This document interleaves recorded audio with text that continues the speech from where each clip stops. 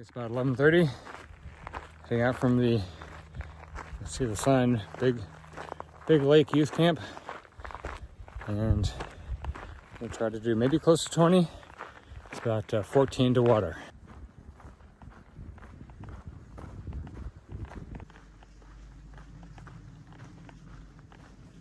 Okay, so this morning I woke up, had breakfast at the youth camp. I camped at a just off their property at this cove by the water.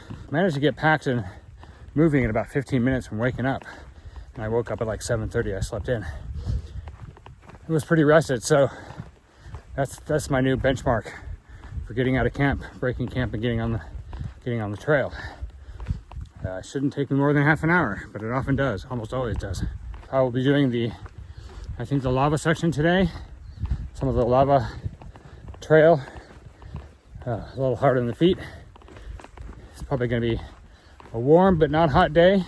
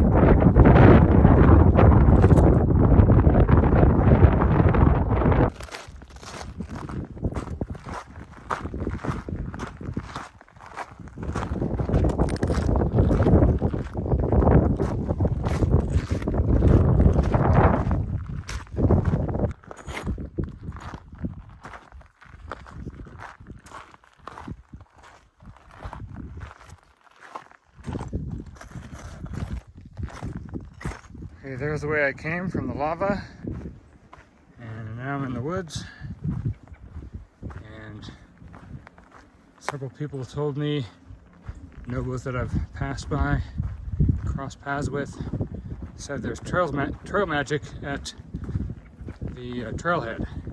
I'm getting close to McKenzie Pass. It's about 6:30. I'm at McKenzie Pass, Highway 242, I believe, in Oregon, and just about to cross the road. Had some trail magic at the dirt road at the trailhead just a quarter mile back. Ate some burgers and fixins and snacks and such, and stayed for about an hour talking to other hikers and the people, the trail angels, giving out the food and drinks. It was much welcome because this is a very dry section of the PCT. Crossing right now. All this lava rock and stuff, not a lot of water. So my plan, since I only got maybe 2 more hours of daylight, probably just settle in at the first tent site that looks good. There's one a couple miles up and a few more beyond that. And then after about 5 miles, there's I think Obsidian National Park is coming up pretty soon, and I can't tent in that area, so I'm going to try to get tenting before the park boundary so I can tent legally outside those boundaries. because if I don't find a tent spot in the next 5 miles or so, I'll have to hike through Obsidian Park, mostly in the dark, which is fine, except it's a pretty section and would maybe rather do it in the morning. So I've been thinking about the idea of connectedness. At that Trail Magic McKenzie Pass just a little while back, the Trail Angel had a van with Starlink connection for Wi-Fi, and I'd never used Starlink before. I'd seen it when I first saw a Starlink launch in the sky. I thought it was UFOs. Like, what is this string of pearls moving in a straight line over the sky? That's weird. It's unidentified to me, and then I got home and looked it up, and sure enough, it was a Starlink launch. So I figured out what that was. But so the Trail Angel had as one of his offerings, in addition to food and beverages, was Wi-Fi using Starlink. And he has a mobile plan where he can get it anywhere, pretty much, I guess. Probably anywhere in the US anyway. And that was cool. So I was able to get online and, check my social media and stuff. All fun and good. Something I don't do that often on the trail, especially in Washington. A little more in Oregon because there's better coverage. But when you're not connected online, there's, even for an introvert like me, who enjoys, as I've said before, lots of peace and quiet and alone time, some kind of connectedness to other people is important. So when I roll into an area where there's trail magic and hikers gathered, I'm very different than I am at like a social party or something where I'm, not quite a wallflower, but if I don't know anybody, it takes me a while to warm up to other people. But when I've been hiking all day, maybe haven't talked to anybody in hours or days, potentially, I'm eager to strike up a conversation with whoever happens to be sitting there and make a connection, because the connection has been lost, so to speak. So as much as I enjoy severing the connection with the outside world for long stretches, days, hours, it's nice to get reconnected. So I wonder, in the next couple of years, with Starlink and other, satellite text and phone call, cell coverage, Apple's working on theirs. You can do SOS with the new Apple. Pretty soon you'll never be able to escape the internet. Sure, you can escape with some willpower, but who has that? Even in Washington, whenever I got up to a high peak, I would check to see if there was, 1 bar, 2 bars of Verizon. And usually no, but sometimes yes. So that's, some reinforcement, random reinforcement. Pretty addictive, as anybody who's gambled knows. You get addicted to, maybe this time I get 2 bars of Verizon. 1 bar you can do a text message. 2 bars, maybe you can open up a social media app or get the news, make a phone call. 3 bars, you get a great connection. You can comment and chat, maybe upload a picture. Although, as I found out, it takes at least 4 bars, which is the max, for me to upload a 4 gigabyte video to YouTube. And even then it takes hours. But the point being that, the disappointment of, there's no internet, that passes pretty quickly, and then you're on your own and disconnected and feeling all the things you don't normally feel in society because you're by yourself, all of which are probably mostly healthy things, everything in moderation. Social isolation is obviously a punishment used because it works, in cell blocks and whatnot.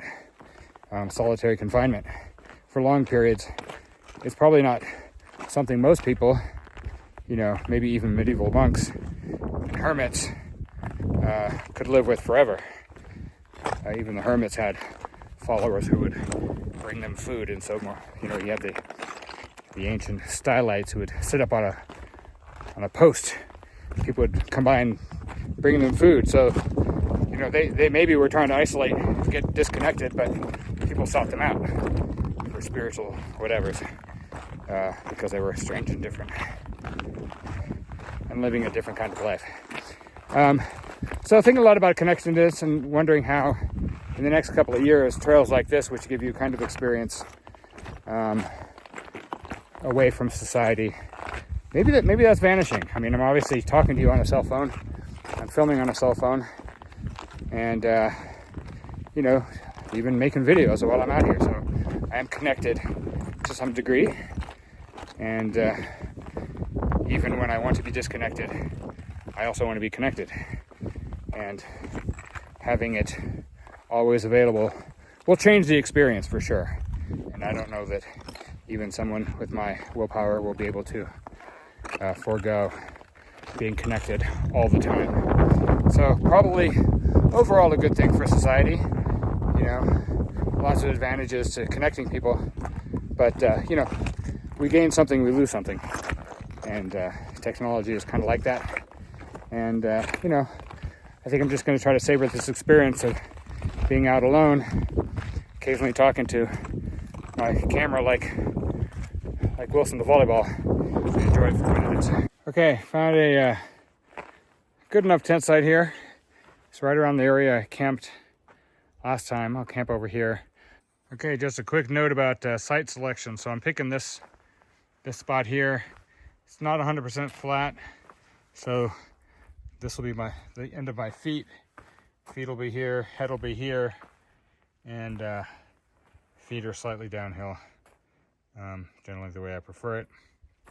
I do have this big tree here, which will provide some safety from the rocks up there. Even this little tree here might help if any rocks come falling. But the big thing about being under the living tree, and there's also a living tree right there, is I've got some dead trees over here. They look like they'll be standing a good long while, but if you notice, there's fallen ones all around. So they do fall from time to time.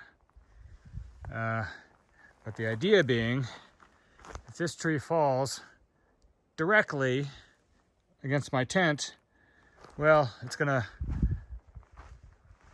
connect with this tree up here. So even though this is on the other side, might offer some protection in the case that this potential widowmaker, which I think is solid enough, will, you know, decide to fall directly onto my tent. Usually the widowmaker issue has to do with the branches. These branches will fall off first, so you don't want to be right under these, but sometimes the whole tree will just, you know, go timber and lean over, as is the case of some of the ones that have fallen. Anyway, just some of my thoughts in terms of selection. Not a perfect campsite, good enough. It is pretty dusty. This is all pretty powdery, which means it's going to be a kind of my clothes and tent and stuff will be dirty by morning, I'm sure. But that'll come off when everything's dried out. There is a little bit of duff around because of the living trees, which is nice, pine cones and things. But would like it to be a little less dusty than it is. But beggars can't be choosers. This is a pretty decent spot, and better than I think most of the other ones in the neighborhood. Okay, and here's the pitch. Looks pretty good. The ground seems solid enough. I was worried it would be too sandy and I would need to use all these rocks, but don't think that's going to be necessary unless the wind really picks up.